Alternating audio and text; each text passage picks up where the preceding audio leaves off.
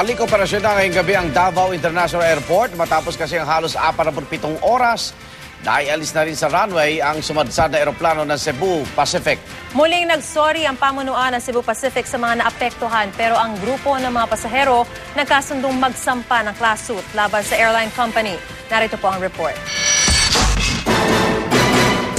2 araw matapos sumadsad ang Cebu Pacific Flight 5J971, tuluyan na itong naialis sa runway ng Davao International Airport pasado alas 7 ngayong gabi.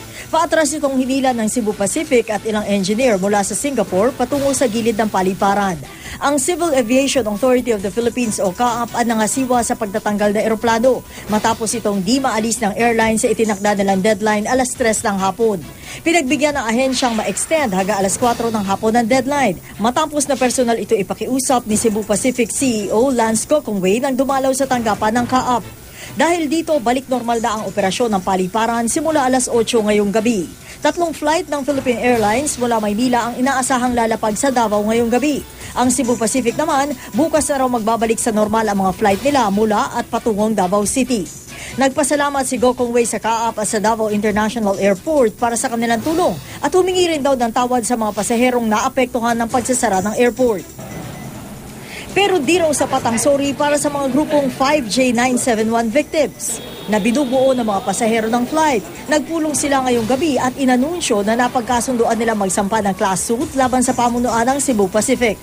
Lahat kami nagkakaisa na pinagsasabi na nasaktan ng ganito, how these things came about. But as to whether kung technical error or whatever, we're not in the position to say that dahil hindi naman kami expert sa aeroplano or sa investigation. Sinusubukan pa rin ng GMA News na makuha ang panig ng Cebu Pacific kaugnay ng planong class suit.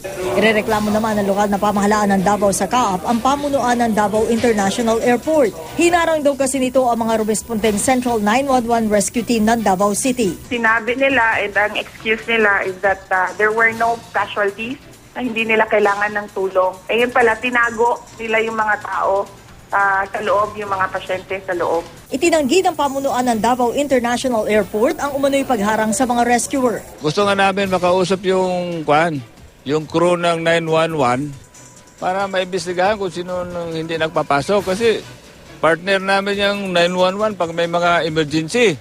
Para sa saksi, Sherian Torres, nag-uula.